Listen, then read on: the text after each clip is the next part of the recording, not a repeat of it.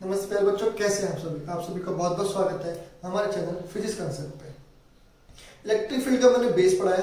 Electric field में आने वाले क्वेश्चंस जो नीट और मेंस में आ चुके हैं वो मैंने सॉल्व करवा दिए हैं। अब हम कर रहे हैं इलेक्ट्रिक फील्ड पे बनने वाले बोर्ड में कैसे क्वेश्चन आते हैं। जो हमारे बोर्ड के एग्जाम्स होते हैं, चाहे वो किसी भी स्टेट का बोर्ड हो, आरबीसी हो, सीबीएसई हो, चाहे किसी भी अदर स्टेट का बोर्ड हो, उसमें कैसे क्वेश्चन बनते हैं वो भी हम डिस्कस कर रहे हैं। तो हमने बोर्ड भी पढ़ा रहे हैं, हम नीट और मेंस की तैयारी भी करा रहे हैं और कंसेप्ट हम आपको दे रहे हैं। तो अगर आप हमारे चैनल पर नए हैं तो प्लीज डू सब्सक्राइब। तो बिना वेस्टिंग टाइम आज का कंसेप्ट शुरू करते हैं।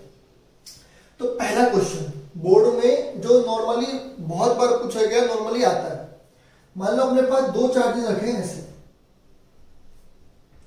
ठीक है। यहां पर चार्ज रखा हुआ है 9 माइक्रोकूलम, यहां पर चार्ज है 9 माइक्रोकूलम और यहां पर चार्ज है 20 माइक्रोकूलम, 16 माइक्रोकूलम, ठीक। 9 माइक्रोकूलम और 16 माइक्रोकूलम, और इन दोनों के बीच की जो डिस्टेंस गिवन है वह गिवन है 8 सेंटीमीटर, ठीक है। अब क्वेश्चन की लैंग्वेज सुनो। क्वेश्चन कहता है कि इन दोनों की लाइन ज्वाइनिंग पर वह पॉइंट, वह बिंदु ज्ञात कीजिए। उस पॉइंट को अपन को फाइंड आउट करना है जहां पर नेट इलेक्ट्रिक फील्ड क्या होगा, 0। यहां पर नेट इलेक्ट्रिक फील्ड क्या होगा, 0। अब आप देखो 8 सेंटीमीटर है, यह प्लस चार्ज है, ये भी प्लस चार्ज है, दोनों माइक्रोकूलम है, ठीक है। कंसेप्ट क्या दिया था, मैं कह चुका हूं आप लोगों से कि प्लस चार्ज की वजह से इलेक्ट्रिक फील्ड हमेशा बाहर निकलेगा। रिपीट, प्लस चार्ज हमेशा इलेक्ट्रिक फील्ड को अपने से बाहर की तरफ निकालेगा। ये मैं आपको बता चुका हूं। प्लस क्यू और इलेक्ट्रिक फील्ड की डायरेक्शन ऐसे होती है, अपने से बाहर की तरफ, ठीक है। तो इसका मतलब यह है कि अगर मान लो मैं यहां पर कोई पॉइंट मान लो मैंने यहां पर एक पॉइंट मान लिया, ठीक है, और इस पॉइंट को हम नाम दे देते हैं P। तो ये वाला चार्ज जो 16 माइक्रोकूलम चार्ज है, ये अपना इलेक्ट्रिक फील्ड इस पॉइंट पर किस डायरेक्शन में बनाएगा, इस डायरेक्शन में। तो मैंने इसको 16 माइक्रोकूलम को नाम दे दिया E1। अब इसी पॉइंट के लिए देखो, इसी पॉइंट के लिए ये 9 माइक्रोकूलम किस डायरेक्शन बनाएगा, वो बनाएगा इस डायरेक्शन में। तो हमने ये इसको ऐसे लिख दिया E2। अच्छा, इसका मतलब ये है कि मिलने वाला इलेक्ट्रिक फील्ड कहीं ना कहीं इस लाइन ज्वाइनिंग पर ही 0 मिलेगा।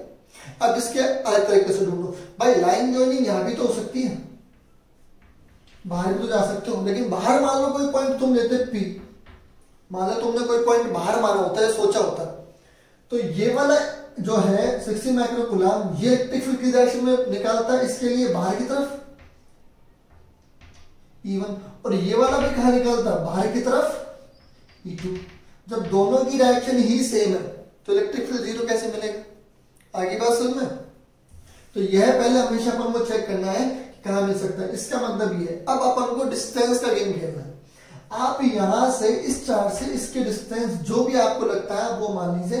तो मान ली हमने ये वाली डिस्टेंस है x, इस पॉइंट की टोटल डिस्टेंस 8 है, तो बची कितनी, यहां पर लिख रहा हूं 8 माइनस x। तो इस 16 माइक्रोकूलम की डिस्टेंस तो है अपने पास x, और इस वाले की 9 माइक्रोकूलम की डिस्टेंस है 8 माइनस x। मुझे डिस्टेंस क्यों चाहिए, क्योंकि फॉर्मूला जनरली क्या होता है इलेक्ट्रिक फील्ड का, E इक्वल्स टू kq/r²। भाई चार्ज हमारे पास है, k इज अ कांस्टेंट, वो आपको बोलेगा कि चार्ज एयर में रखें, ठीक है, और r हमको डिस्टेंस मिल गई। अब अपन फॉर्मूला लगाते हैं। तो सबसे पहले E1, क्योंकि E1 हमारे पास ये वाला है, तो E1 इक्वल्स टू k। अब Q की वैल्यू यही लिखो 16 माइक्रो, 10 की पावर माइनस 6, 10 की पावर माइनस 6 मत लिखो, ठीक है, कोई जरूरत नहीं। k की वैल्यू मत रखो, डिस्टेंस x²। इक्वेशन फर्स्ट बन गई kq/r²। तो इस चार्ज से इसकी डिस्टेंस कितनी है, x, ठीक। E2 है येलो, तो मैं येलो चौक से बता रहा हूं, E2 equals to k 9 micro रहने दो, तो देखो kq/r²। तो r कितनी है इस P पॉइंट के लिए, 8 माइनस x²। अब देखो अगर यहाँ पर नेट इलेक्ट्रिक फील्ड जीरो होगा, क्योंकि E1 और E2 अलग अलग है, तो हमें क्या लिख सकते हैं कि हम लिख सकते हैं E1 minus E2 equals to 0। E1 minus E2 equals to 0, या फिर क्या लिख सकता हूं मैं E1 इक्वल्स टू E2, क्योंकि नेट इलेक्ट्रिक फील्ड जीरो होगा मतलब कि E1 minus E2 equals to 0 या E1 इक्वल्स टू E2। इसलिए मैंने बोला था कि K की वैल्यू मत रखो और माइक्रो की वैल्यू मत रखो, क्योंकि ये दोनों वैल्यू कटती है, कट जाएंगी। ठीक है, तो क्वेश्चन समझ में आया। क्वेश्चन कैसे करना है, हमेशा यहां से डिस्टेंस पहले चेक करना है कि इलेक्ट्रिक फील्ड जीरो होगा कि नहीं होगा, ये मेन पॉइंट है। ठीक है, अगर मान लो मैं यहाँ पर चार्ज की क्वालिटी चेंज कर देता, अगर मैं कोई एक -9 रख देता, तो फिर मेरे को यहाँ मिड में इलेक्ट्रिक फील्ड की वैल्यू 0 नहीं मिलती, वो मैं आपको भी वर्बली बता दूंगा। तो अब मेरे को E1 इक्वल टू E2 रखना है। अब मैं डायग्राम घटा रहा हूं, इसकी नीड है नहीं। अब E1 की वैल्यू रख दीजिए K 16 माइक्रो। एक चीज और ध्यान देना भाई, जो डिस्टेंस थी ना वो सेंटीमीटर में थी और ये डिस्टेंस भी सेंटीमीटर में। देखो, जब आप दो वैल्यू इक्वल रखते हो, तो अगर आप यहाँ पे सेंटीमीटर रखते तो लिखते हैं आप 10 की पावर -2 का स्क्वायर, ये लिखते हैं ना 10 की पावर -2। यहाँ भी क्या लिखते हैं 10 की पावर -2 का स्क्वायर। तो याद रखना कि यहाँ पर काम चल जाएगा कि आप जब यहाँ पर अगर मान लो गलती से वैल्यू लिखना भूल भी गए, वैसे तो गलती है, बोर्ड के पैटर्न से गलती है, तो आपको याद रखना है कि यहाँ पर आपकी वैल्यू सेंटीमीटर में है। ठीक है, अपन ने सारी वैल्यू एमकेस में ली है, तो यहाँ पर 10 की पावर -2 का स्क्वायर आएगा, यहाँ पे भी 10 की पावर -2 का स्क्वायर आएगा, लेकिन जब दो वैल्यू इक्वल होंगी तो वो कैंसिल हो जाएंगी। ठीक है, तो बोर्ड पैटर्न में जब भी आप क्वेश्चन करें तो आपको हर चीज प्रॉपर्ली दिखानी है, वहां कोई भी शॉर्टकट नहीं लेना है आपको। ठीक है, क्योंकि बोर्ड में स्टेप्स के नंबर मिलते हैं अपन को।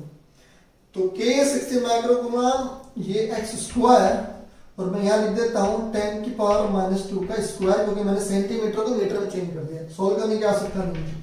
इस वाली वैल्यू को भी लो, K 9 माइक्रो 8 माइनस x का होल स्क्वायर, और सेंटीमीटर का स्क्वायर है, इसलिए 10 की पावर -2 का स्क्वायर। क्योंकि मैंने आपको जो वैल्यू गिवन की थी वो 8 सेंटीमीटर दी थी, इसलिए ये वैल्यू भी दोनों किसमें होंगी, सेंटीमीटर में होंगी।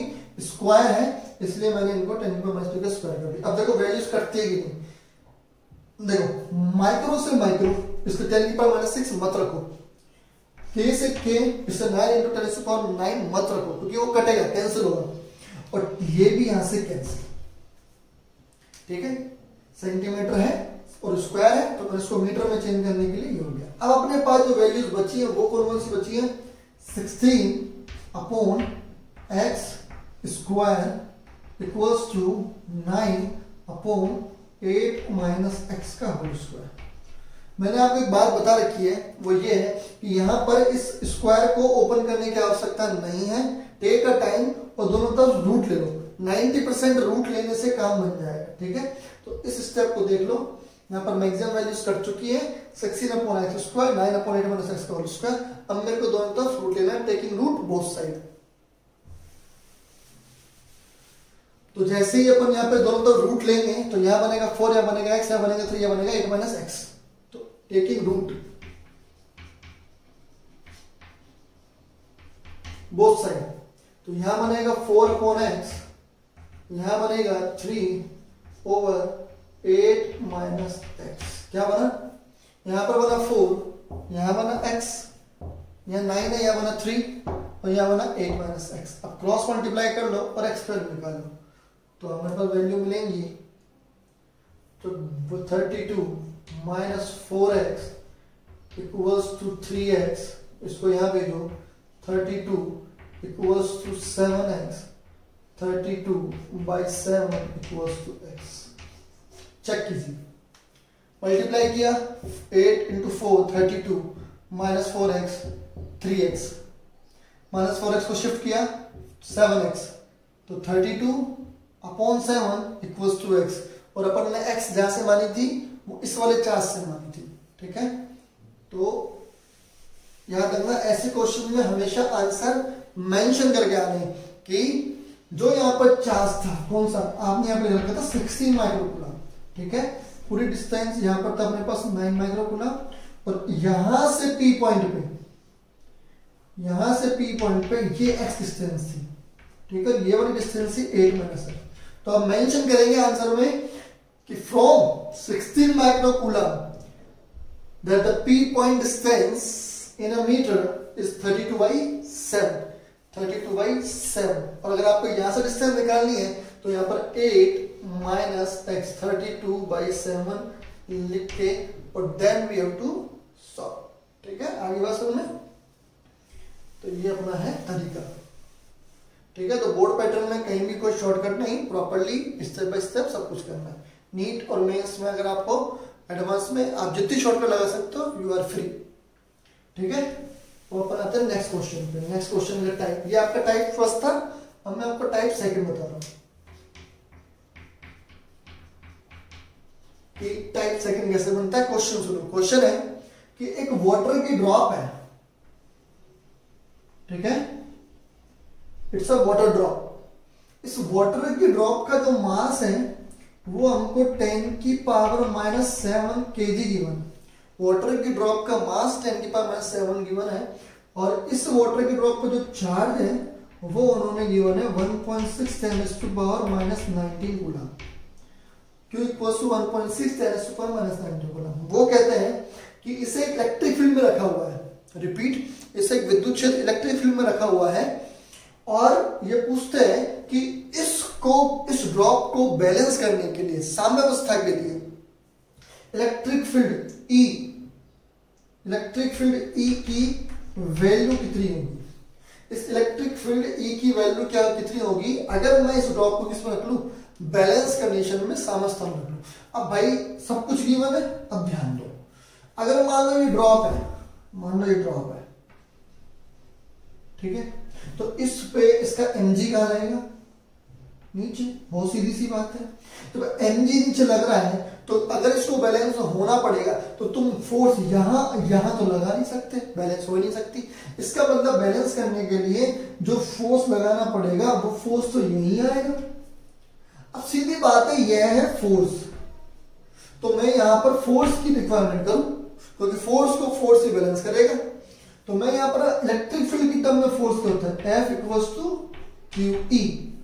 इसका मतलब ये कि अगर यह ड्रॉप बैलेंसिंग कंडीशन में है तो इस mg और इस QE की वैल्यू आपस में क्या होनी चाहिए, बराबर। इसके अलावा और कोई फोर्स की बात कर ही नहीं रहा। तो क्वेश्चन हमें क्लियर हो गया कि हमें करना क्या है। हमें इस mg को, इसका जो वेट है, इसका जो m इंटू जी है, ये जो फोर्स है, इसको मुझको इलेक्ट्रोस्टैटिक फोर्स से बैलेंस करना पड़ेगा। ठीक है, तो अपन आ जाते हैं अपने क्वेश्चन पे। तो हमें जो गिवन है उस हिसाब से हमें Q इक्वल्स टू mg करना है। ठीक है, Q इक्वल्स टू mg।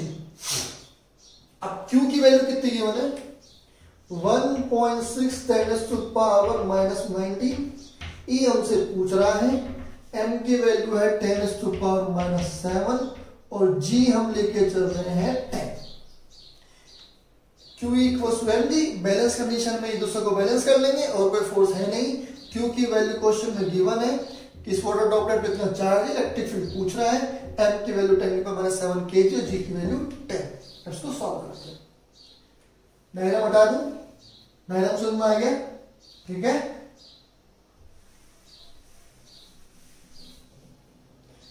इसको सॉल्व करते हैं।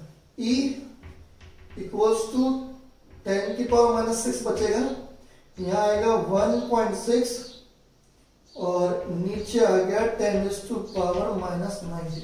ठीक है, क्या किया, E 10 की पावर, ये 10⁻⁻7 ये 1 है तो यहां कितना बचेगा 10⁻⁻6, ये वाली वैल्यू नीचे, E की वैल्यू निकालनी है। E equals to 10⁻⁻6 plus 19।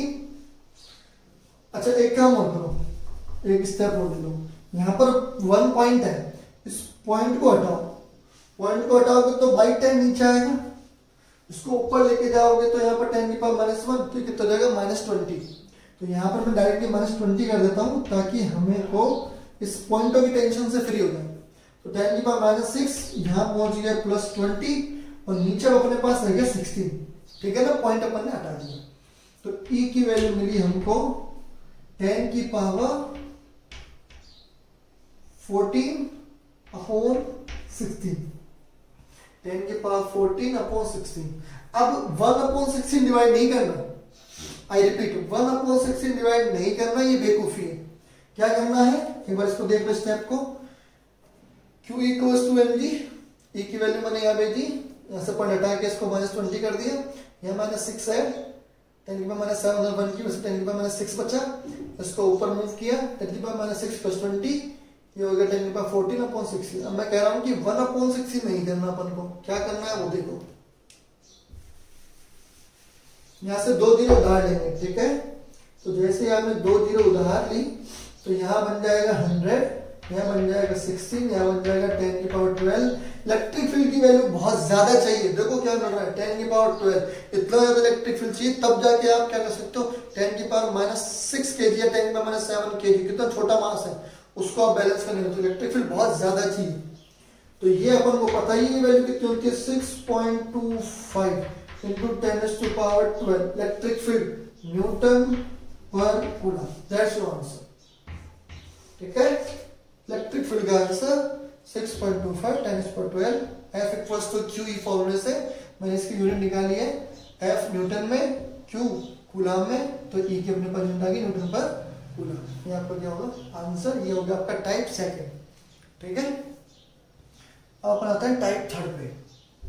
Type third और फोर्थ यूजुअली बहुत ज्यादा पूछे जाते हैं पेपर में इस तरह के क्वेश्चन। अब आते हैं टाइप थर्ड पे। ये हमारा टाइप थर्ड क्वेश्चन है इलेक्ट्रिक फील्ड पे। डायग्राम बनाया हुआ, डायग्राम देखो कैसे है।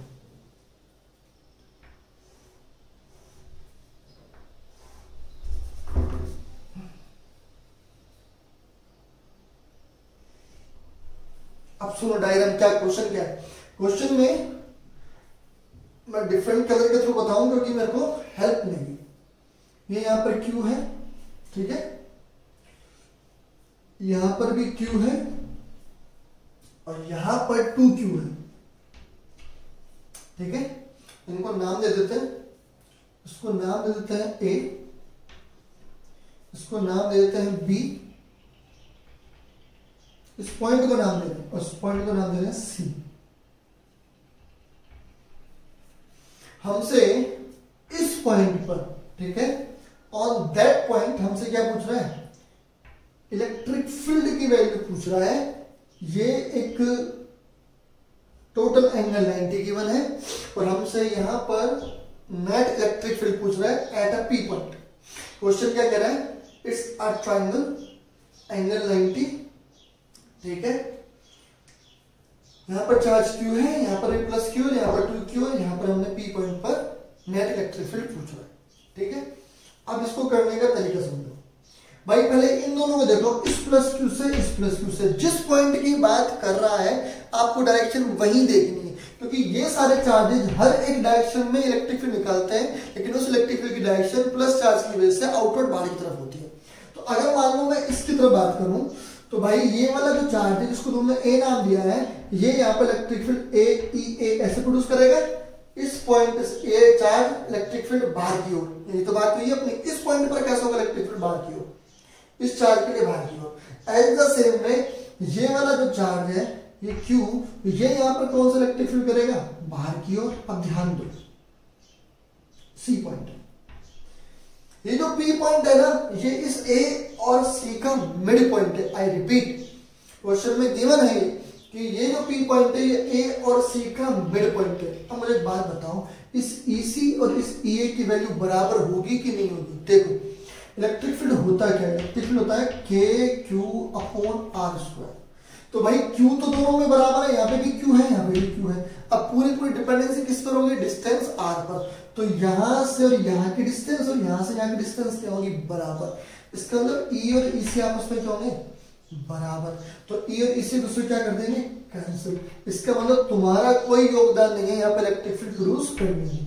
तो पूरा दारोमदार किस पे आ गया है, इस वाले चार्ज पे 2Q पे। भाई तुम प्रोड्यूस करो इलेक्ट्रिक फील्ड और वो इलेक्ट्रिक फील्ड की डायरेक्शन क्या होगी, बाहर की ओर, और वो होगी EB। अब अपन को EB निकालना है।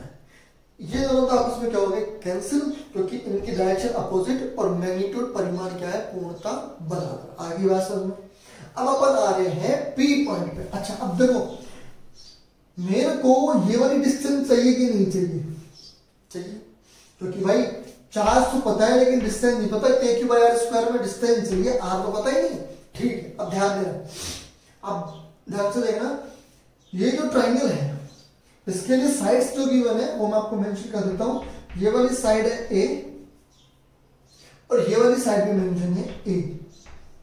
ठीक है, a और a साइड है। अब भाई ये 90 है, 90 के सामने वाला क्या होता है आप बताइए? 90 के सामने वाला क्या होता है? Hypotenuse curve. तो इसका मतलब है कि इस AC, ध्यान से देखना, इस AC की वैल्यू क्या मिलने वाली है मेरे को? अगर मैं लिखूं AC का स्क्वायर, क्योंकि ये कर्व है, हाइपोटेनियस है, तो मैं लिखूंगा AB का स्क्वायर, AB का स्क्वायर प्लस BC का स्क्वायर। देखो मैं यहाँ पर ट्रिक लगा के भी बता सकता हूँ आपको, विद इन अ सेकंड में कोई ट्रिक लगानी पड़ेगी मैं आंसर निकाल दूंगा, लेकिन बोर्ड में ट्रिक नहीं चलती। मैं बताऊंगा कि कैसे आएगी, विद इन अ सेकंड में मेरे को बता दूंगा उतनी वैल्यू आएगी। AC ये मेरे को चाहिए, तो भैया ये मेरे को चाहिए, तो AC का स्क्वायर रहने दीजिए, AB का square A square plus A square, AC का square equals to 2A square, तो AC equals to 2A square का root equals to root 2A। ध्यान दो, मेरे को चाहिए AC। अभी मुझे AC क्यों चाहिए वो बताता हूं मैं। AC ये हाइपोटेनियस है, कर्व है, 90 के सामने है, और इसकी वैल्यू A गिवन है, तो AC स्क्वायर हाइपोटेनियस का square AB square plus BC square, curve square बराबर आधार स्क्वायर प्लस लंब square, BC square plus perpendicular square. ये मेरे को चाहिए, ये A और A गिवन है, A और A square plus square 2A square, AC मेरे को चाहिए, ये रूट हो जाएगा तो रूट 2 है। इसका मतलब ये पूरी की पूरी कितनी हो गई? रूट 2 है। ध्यान देना, ये पूरी की पूरी यहां से यहां तक कितनी? रूट 2 है। मैंने लिख दिया रूट 2A। ये यहां से लेके यहां तक कितने होंगे? रूट 2 है। बिल्कुल नॉर्मल स्टेप जो आप 9th 10th में करते हो वो हमने यूज में रूट 2। अब ध्यान दो, अगर ये रूट 2 है पूरी कंप्लीट, तो ये हाफ कितनी होगी? तो रूट 2 का हाफ कर दो, यही तो होगा। अगर ये पूरी की पूरी रूट 2 है, मेरे को इसका हाफ चाहिए, तो कितना मिलेगा? A upon root 2। इसका मतलब ये वाली वैल्यू A अपॉन रूट 2, मतलब कि A से लेकर P तक और P से लेकर C तक भी कितनी होगी? A upon root 2। A से लेके P तक A अपॉन रूट 2 और P से लेके C तक A अपॉन रूट 2, जो कि पूरी पूरी रूट 2 है, हाफ की वैल्यू। अच्छा मेरे को हाफ क्यों चाहिए? देखो क्योंकि मुझे ये पता है A है, ये मुझे पता लग गया A बाई रूट 2 है, तो अब इसको निकालना इजी हो गया ना, इसीलिए मेरे को पहले वो कैलकुलेट करना पड़ा। ठीक है, अब ध्यान देना, अब फिर कैसे सेट पाएंगे भाई? ये इसको परपेंडिकुलर तो काटेगा। जो अगर कोई लाइन है, मान लो अगर कोई लाइन है, इसको कोई चीज बेटा मिड में से काटती है ना, हमेशा परपेंडिकुलर कटेगी। अगर ये इसको ऐसे काटता साइड से, तो ये कभी भी क्या नहीं होता? 90 नहीं होता। लेकिन अगर कोई चीज ऐसे है, कैसे भी हो, कैसे भी पोजीशन में रखे हो, लेकिन कोई उसको मिड से काटता है ना, तो वो हमेशा परपेंडिकुलर जाती है। तो ये इसको मिड से काटता है, तो इसका मतलब ये वाली ये क्या है? परपेंडिकुलर। तो अगर ये परपेंडिकुलर है, तो अब ट्राइंगल देखो P B और C। ठीक है, ट्राइंगल PBC पे ध्यान दो, ट्राइंगल P B और C। 90 के सामने वाला हाइपोटेनियस, 90 के सामने वाला हाइपोटेनियस, तो 90 के सामने वाला कौन है? BC। तो कैसे लिखूंगा? BC का स्क्वायर, क्योंकि ये हाइपोटेनियस है, BC का स्क्वायर इक्वल्स टू, ये अपने पास है PB का स्क्वायर जो मेरे को चाहिए, PB का स्क्वायर प्लस PC का स्क्वायर। हमें वैल्यू इसकी चाहिए, ध्यान दो। अगर ये इसको ऐसे से कट करते हैं, तो ये बनेगा 90 के सामने वाला हाइपोटेनियस, तो मेरे को वैल्यू चाहिए ये वाली, तो मैं इस वाले ट्राइंगल पे हूं, P B और C वाले पे। ठीक है, तो जो हाइपोटेनियस है वो क्या है? BC का स्क्वायर, उसके अलावा दोनों कौन से हैं? पी बी का स्क्वायर, पी बी का स्क्वायर और पी सी का स्क्वायर, और ये हमें चाहिए बी सी की वैल्यू कितनी दे रखी है, ए, तो इसका स्क्वायर ए स्क्वायर, पी बी हमको चाहिए तो इसको हमें एच डी रखना है, पी सी कितना मिला हमको, ए by root to, A by root two का स्क्वायर, ठीक है, ए square minus A square P B square A by root two का स्क्वायर, ये क्या आएगा ए स्क्वायर बाई टू, इसको वहां भेजूंगा तो क्या होगा, माइनस का ए square by two equals to P B का स्क्वायर, ठीक है, ए स्क्वायर ये ए बाई रूट टू का स्क्वायर है, ए बाई रूट टू का स्क्वायर क्या बनेगा, ए स्क्वायर अपॉन टू, वहां शिफ्ट करा तो माइनस हो जाएगा, सॉल्व कर दो, to A square minus A square upon two, ये मिलेगा हमको ए square upon two equals to P B square, तो ये वाली जो वैल्यू है पी बी, इस पी बी का स्क्वायर मिल रहा है हमको ए स्क्वायर बाई टू, तो अगर मेरे को पी बी चाहिए, इसकी रिक्वायरमेंट है, तो वो पी बी कितना मिलेगा मुझे, वो पी बी मिलेगा मुझे ए by root to, A by root two equals to P B, इसका मतलब ये वाली वैल्यू कितनी मिली, ये वाली वैल्यू जिसकी हमें रिक्वायरमेंट है ए बाई रूट टू, है ना। अब ट्रिक दे रहा हूं मैं आपको, ठीक है, बोर्ड में ट्रिक नहीं चलती, लेकिन अब यहाँ पे अब आपको ट्रिक चाहिए तो मैं देता हूं, देखो बेटा ये कितना है, ए, कितना है ये ए, अगर ये 90 है, इफ दैट इज कंप्लीटली 90, तो ये 45 होगा, ये कितना होगा 45, अच्छा अगर ये ए है, अगर मैं ऐसे मूव करता हूं विद द एंगल, तो मेरे को क्या मिलता है, ये वाली वैल्यू ए cos 45, यही तो मिलेगी, अगर ये ए है, ये 45 है, तो ये क्या मिलेगा ए cos 45, ए cos 45 की value cos 45 1 by root two, क्या मिला directly a by root two, लेकिन ये मैं कब बताऊंगा, जब मैं आपको नीट या मेन से क्वेश्चन कराता हूं, लेकिन ये तो बोर्ड है, बोर्ड में ऐसे नहीं चलता, वो ट्रिकोलॉजी कहां चलेगी, नीट और मेंस के पेपर में, तो यहाँ पर ट्रिकोलॉजी नहीं लगाना, ये तो मैं अभी एक आंसर निकाल चुका होता है इसका, लेकिन मैंने आपको पूरा कंप्लीट पैटर्न बताया कि कैसे निकालना, और भी तरीके हो सकते हैं इसके, जरूरी नहीं आप इसी पैटर्न से निकालें,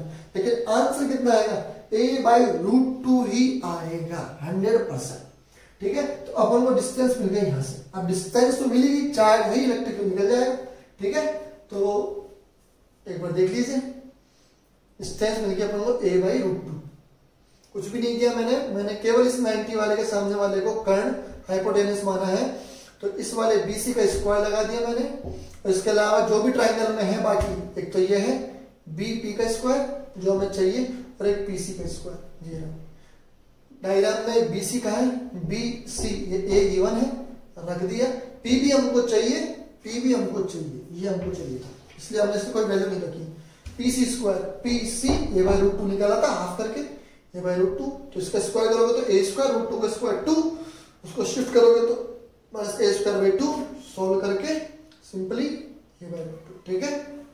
अब बस आंसर निकालना है आपको, तो इलेक्ट्रिक फील्ड की value E equals to k q upon r square, ठीक है, के की वैल्यू कितनी है, के, क्यू कितना है 2Q, और ये मिला था हमको ए बाई रूट टू का स्क्वायर, ठीक है, E इक्वल्स टू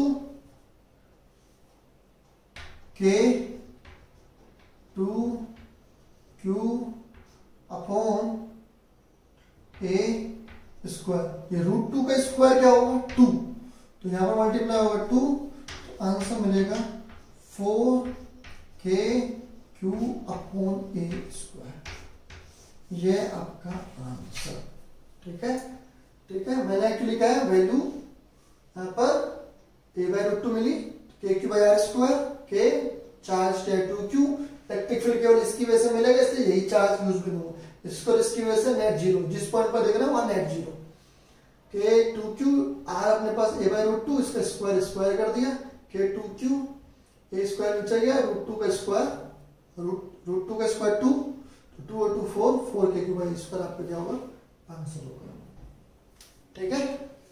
तो ये पैटर्न थर्ड पैटर्न काम का है, अब अपन आते हैं फोर्थ पैटर्न।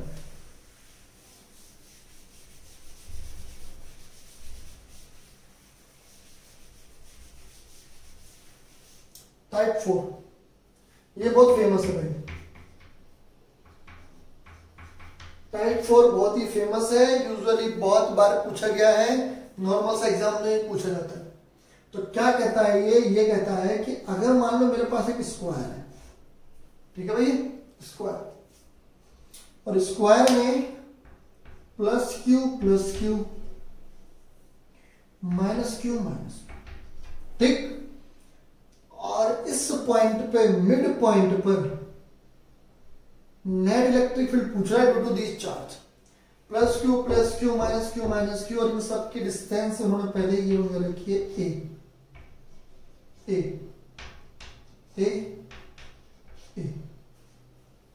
अब देखो बहुत सीधी सी बात है।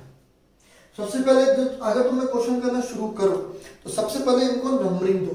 कैसे? इसको दिया है ए, क्योंकि फिर इलेक्ट्रिक फील्ड हम यही बोलेंगे ई ए, ई बी, इसको नाम दो बी, इसको नाम दो सी, और इसको नाम दो डी। सबसे पहला काम यही करना है आपको थ्योरेटिकल क्वेश्चन आएगा ही कि at a square 4 charges are put plus q minus q, तो पहले एबीसीडी डायग्राम बनाओ, एबीसीडी, और मिड पॉइंट ओ पे इलेक्ट्रिक फील्ड, विद्युत क्षेत्र की तीव्रता नेट इलेक्ट्रिक फील्ड ई पूछ रहा है। अब अपन को क्या करना है वो देखो। अब आप ये देखो, सबसे पहले इसको देखो, इस प्लस की वजह से इस पॉइंट पे इलेक्ट्रिक फील्ड की डायरेक्शन बाहर की तरफ, तो ऐसे करो और यहां लिखो ए है ना, तो लिखो ई ए, ठीक है, ए की वजह से इधर होगा। अब उधर मत जाओगे, थोड़ा देर यहीं आओ, सी पे चार्ज है नेगेटिव, तो इसकी वजह से इलेक्ट्रिक फील्ड इसकी खुद की तो डायरेक्शन में होगा, प्लस की वजह से बाहर, माइनस की वजह से अंदर, ठीक है। तो अब अपने पास इसकी वजह से जो इलेक्ट्रिक फील्ड आएगा वो इसी डायरेक्शन, इसी की डायरेक्शन में आएगा, यहीं पे, और वो क्या है, ईसी। अब आप देख रहे हैं कि ई और ईसी दोनों की डायरेक्शन सेम है, इसका मतलब कि ऐड होंगे, दोनों क्या होंगे, ऐड होंगे, ठीक है। अब बी पर आओ, बी पर प्लस चार्ज है, इस प्लस चार्ज से इस पॉइंट पर, प्लस से इस पॉइंट पर इलेक्ट्रिक फील्ड की डायरेक्शन बताओ, बाहर की तरफ, तो कैसे लिखोगे, ई बी, कि भैया इसकी वजह से इस पॉइंट पर बाहर की तरफ, मतलब कि मुझसे चार्ज से दूर। इस नेगेटिव चार्ज इलेक्ट्रिक फील्ड की डायरेक्शन अंदर की तरफ, तो यहां पर क्या आएगा, अंदर की तरफ चार्ज कौन सा, ईडी, और ये हो गया ईडी। इसका मतलब ध्यान दो भैया, ध्यान वाली बात यह है कि ई और ईसी दोनों ऐड होंगे, और ईबी और ईडी भी दोनों ऐड होंगे, तब जाके क्या निकलेगा, इलेक्ट्रिक फील्ड। अच्छा, तो चार्ज तो है, समझना, चार्ज तो है, क्या नहीं है, इनकी इससे डिस्टेंस नहीं है।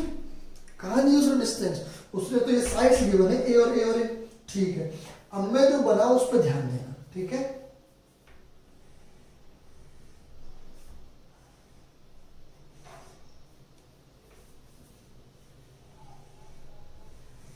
आपको ट्रायंगल दिखा? ट्रायंगल दिख रहा है आपको? अच्छा, स्क्वायर है तो ये क्या होगा, 90 होगा कि नहीं होगा। अच्छा, ये वाला पॉइंट मिड पॉइंट था जिस पे इलेक्ट्रिक फील्ड पूछ रहा है, ओ दैट्स अ मिड पॉइंट, सही बात है, सेंटर में तो पूछ रहा है। ये 90, ये ए और ए, तो भैया अभी तुमने क्या निकाला था, ये इसका हाइपोटेनस होगा कि नहीं होगा, ये पूरा का पूरा ए से लेकर सी तक हाइपोटेनस होगा कि नहीं होगा, होगा। तो कैसे होगा, ए स्क्वायर प्लस ए स्क्वायर, वही ट्रिक। क्या, अगर मुझे एसी का स्क्वायर निकालना है, देखो ये चीजें अपन वर्बली भी कर सकते हैं, तो अपन को क्या करना पड़ेगा, ए स्क्वायर प्लस ए स्क्वायर, तो ए सी कितना मिलेगा, √2a, पूरा का पूरा √2a ही तो मिलेगा। और अगर पूरा का पूरा √2a मिलेगा तो ये वाली डिस्टेंस कितनी मिलेगी, आधी, a/√2 अभी हमने डिस्कस की थी, और ये वाली डिस्टेंस भी कितनी मिलेगी, आधी, a/√2, क्योंकि अगर मैं इसका 2 का डिवाइड कर दूं, क्योंकि मेरे को तो हाफ चाहिए, इस चार्ज से इसकी डिस्टेंस हाफ है, इस चार्ज से इसकी डिस्टेंस भी यही होगी, तो सबकी डिस्टेंस यही होगी a/√2।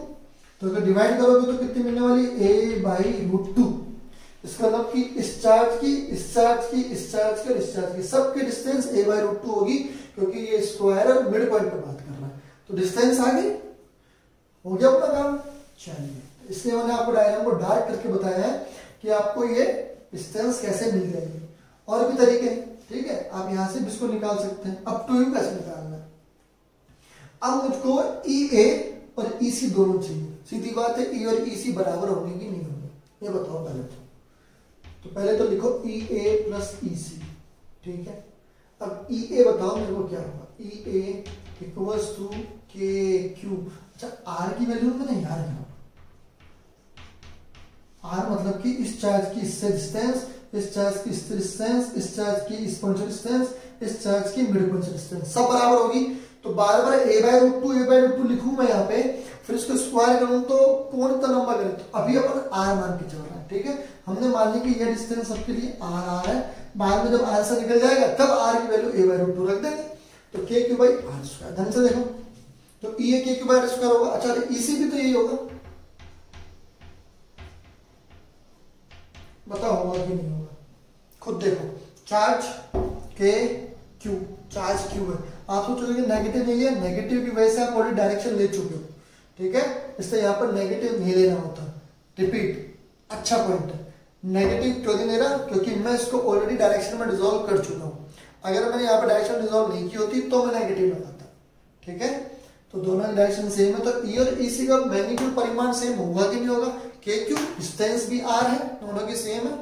अच्छा तो इस पॉइंट पर, इस वाले पॉइंट पर जो अपन यहाँ बात कर रहे थे, ई ए और ई सी, यही तो बात हो रही थी यहाँ पर, ई और ई सी दोनों डायरेक्शन सेम होगी।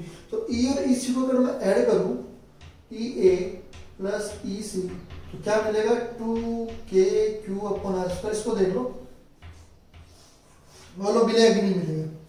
इस पॉइंट पर ई और ई सी सेम डायरेक्शन में है, ई और ई सी की डायरेक्शन सेम है, दोनों ऐड हो रहे हैं, तो नेट इलेक्ट्रिक फील्ड k/r², तो क्या बनेगा 2k/r²। आर की वैल्यू बाद में रखेंगे, क्यों, √2 को लेकर साथ में घूमे, हेडेक नहीं लेंगे। एक ट्रिक और देखो, इस जो वैल्यू मिल रही है, ये जो वैल्यू मिल रही है, इसको मैंने क्या नाम दूंगा, x।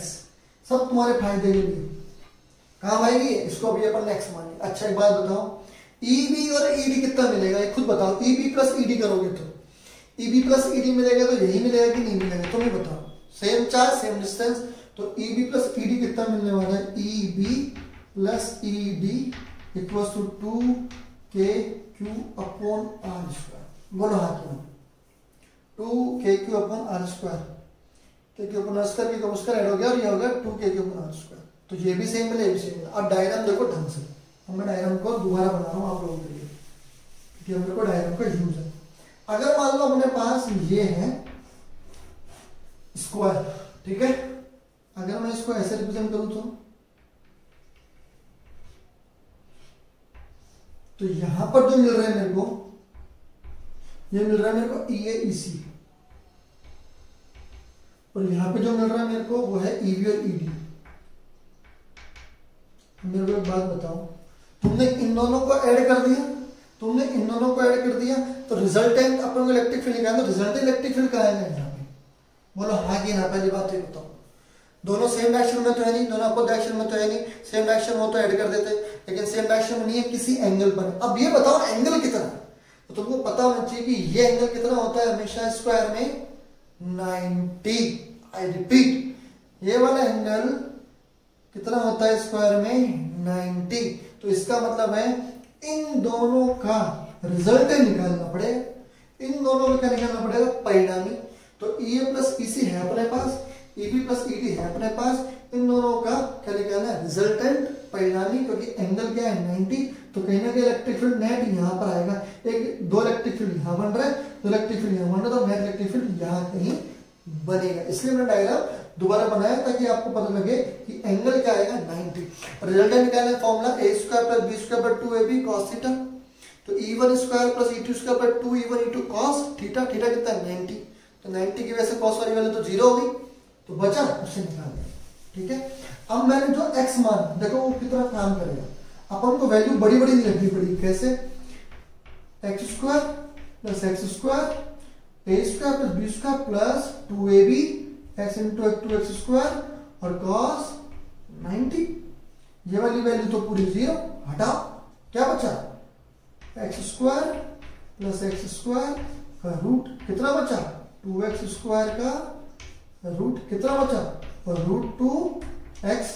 अब सीधी सी बात है, x उठा कर रख दो, आंसर आ गया तुम्हारा, √2 और x कितना है 2kq upon r square. Are भी रखेंगे, घबराओ मत, यहां रखते, मान लो तुम यहां रखते 2kq अपॉन r स्क्वायर, इतनी बड़ी यूनिट लेके घूमते 2kq अपॉन r स्क्वायर का स्क्वायर करते, फिर यहां लिखते 2kq r स्क्वायर स्क्वायर, कौन करे, हमको पता है दोनों वैल्यू इक्वल है, रखो ना यहाँ पे x मान ली, x मान के रखा तो x square plus x square और √2x स्क्वायर क्या बना, √2x और x की वैल्यू क्या रख दी, कितना सिंपल हो गया। ऐसे कर सकते हो आराम से तसल्ली से, ठीक है। तो √2kq अपॉन r स्क्वायर और r की वैल्यू जो थी वो यहाँ लिखी हुई है, इसको मत भूल जाना, कहीं आंसर में इसको भूल जाओ तो आंसर फाइनल मिलेगा √2 back to close 2kq upon a by √2 का स्क्वायर, तो √2 ये बना 4kq upon a square, that is going to be your answer, ठीक है। यहाँ पर r की वैल्यू क्या अपने पास फॉर्मूला क्या बना, ये 2kq upon r square, r की वैल्यू क्या थी a by √2, a by √2 रखोगे स्क्वायर तो a का स्क्वायर तो a स्क्वायर, √2 का स्क्वायर 2 ऊपर जाएगा, 2 2 4 और k को √2 बाहर है, ये आपका क्या होगा आंसर। तो इस वाले क्वेश्चन की जो हमने किया ना 4 क्वेश्चन टाइप 4, ये चारों बहुत फेमस है, इसलिए मैंने वही टाइप कराया जो बहुत फेमस है, जो रिपीट होते हैं हमारे एग्जाम्स में, इसलिए आपको इनको ढंग से पढ़ के तैयार करना है। और 0.001% भी डाउट होना please do ask, please comment करो कि सर ये यहाँ पर कुछ डाउट है, पूरी कोशिश करूंगा सॉल्व करने की, वैसे डाउट होना नहीं चाहिए लेकिन अगर है फिर भी तो डू आस्क, ठीक है। एक क्वेश्चन हमारे मार्क,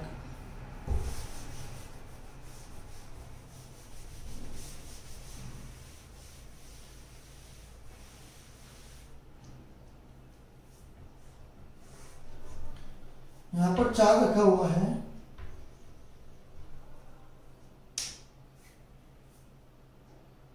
25 माइक्रोकूलम, यहाँ चार्ज रखा हुआ है 9 माइक्रोकूलम, बीच की डिस्टेंस गिवन है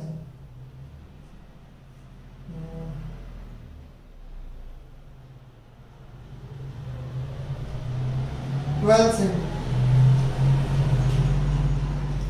25 माइक्रोकूलम 9 माइक्रोकूलम, बीच की डिस्टेंस है 12 सेंटीमीटर, इन दोनों के बीच में एक वह पॉइंट ज्ञात कीजिए, उस पॉइंट की डिस्टेंस इस चार्ज से 25 माइक्रोकूलम से ज्ञात कीजिए जहां पर electric field net electric field कितना हो 0, नेट इलेक्ट्रिक फील्ड कितना हो 0।